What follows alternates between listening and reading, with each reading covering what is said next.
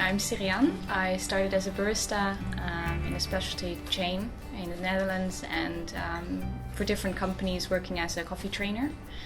And what I do for Trabocca now is the quality coordination. So all the samples that come in, I sample roast them and grade them and send them out to customers as samples.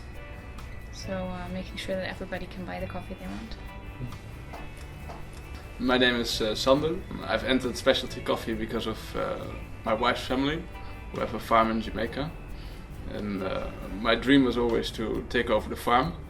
But in between I became a roaster, and now for the last 4 years I've been into green coffee, specialty green coffee that is.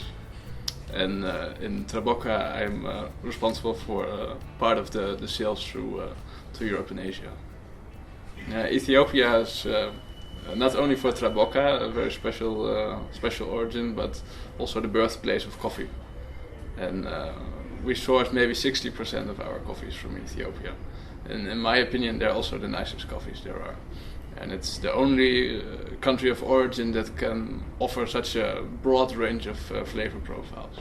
I know no other place in the world where you can have such difference between coffees.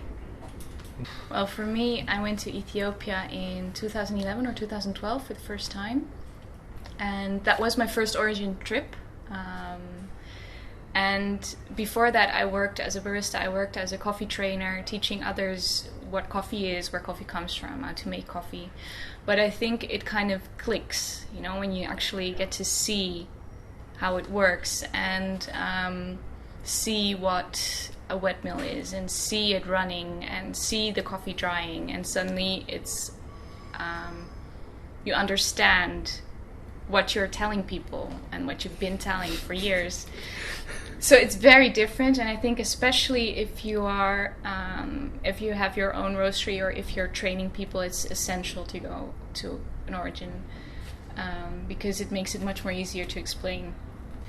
What I found interesting actually in Ethiopia was the fact that you were sometimes in very rural areas, and then all of a sudden in the middle of a square, let's call it a square, there would be this massive electric board with the coffee prices digital.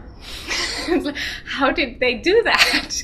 That was amazing. And then first I think in English, and then it switched to Amharic. I thought that was fascinating. So that's really to see that the farmers and the processors know the world coffee prices. And I thought was very interesting to see, and I thought very empowering to farmers as well, but just something I didn't expect at all. It was really nice. Probably for me one of the most special things about Ethiopia is that coffee plays such a large role in their entire culture. The coffee ceremony, which is the cornerstone of Ethiopian society, it's one of the most intimate events I've ever seen. When somebody invites you in their home and the lady of the house will roast the coffee and grind it and pour it out, it's something very beautiful. And for me, going to Ethiopia, the first time was 2 years ago. It's like going to the origin of where it all started. That is something that I find very special. Yeah, and you also see that if you just go by houses, that everybody is drying their own coffees on the roofs or on the ground, so it's really part of their daily life as well, and that's interesting to see. And also they serve coffee with popcorn, which was fun. How do they do it? Or they always serve it with popcorn. You get your cup of coffee and you get popcorn. It's part of the ritual? It's or what you get served, yeah. Instead of a cookie, I think, yeah. Probably what a lot of people would find surprising when they see Ethiopian coffee farms is also that it doesn't fit with the picture we have of a farm. Mm-hmm. It's pretty much forest grown, because the coffee is all grown under shade. So you just see like a forest land with coffee trees in between, which of course from a sustainability perspective is the best way to grow coffee. And at the same time it's fantastic for the qualities. Mm. Some farms are located in very remote areas, so it's almost impossible to find if you don't have a guide. It depends of course where you're going. And that's why you see a lot more direct trade happening in Central America, because it's more accessible. There are a lot of producers that have access to the internet, for example, that speak good Spanish or English. Yeah. That makes Ethiopia one of the more difficult places to visit. I guess that the difficulty is to understand that every origin has its own flow of coffees. In Ethiopia, most coffee is grown by smallholders. So these are producers that normally have between 1 and 5 hectares of land. They grow a lot of food crops, and coffee is a cash crop for them. And these smallholders either sell through a private washing station or to a cooperative. And you also have larger private estates that are allowed to export directly. And with these different flows of coffee, you get different certifications, different flavor profiles, and you need a different approach to work with all of them.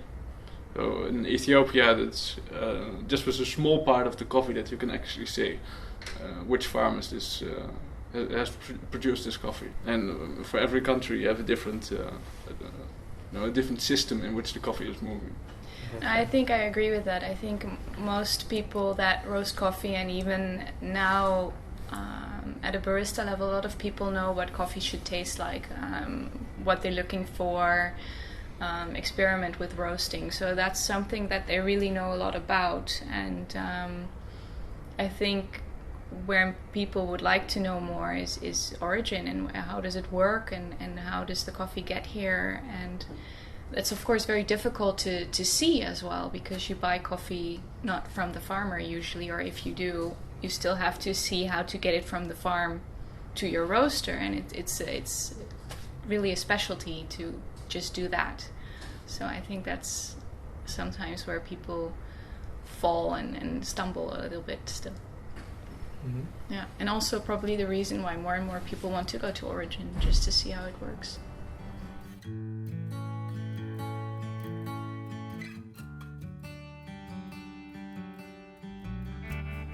Network. I think the most special part about the specialty coffee scene is the community, and I think you can only get further in your specialization, whatever you're doing, either a barista or a roaster or a sourcer, if you know what others are doing and if you learn from each other.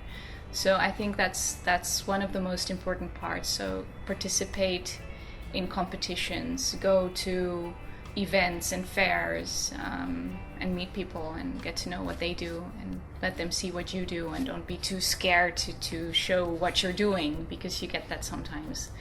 And just share knowledge, because eventually you all have the same passion and you all work with the same product. So although you're a competition, sometimes you also love the same produce, so why not celebrate that together?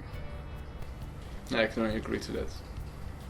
When you start, I think it's really important to talk to people that can teach you something, that can help you move on. It's so difficult to start in coffee if you have no experience. This is also something very unique about specialty coffee. How many people start that have never worked in coffee before? Definitely, and I think also especially with a product as coffee, where every single person who interacts with the product can change the end result. It's so important to work together and see what someone is doing differently than you, to get the best end product in your cup.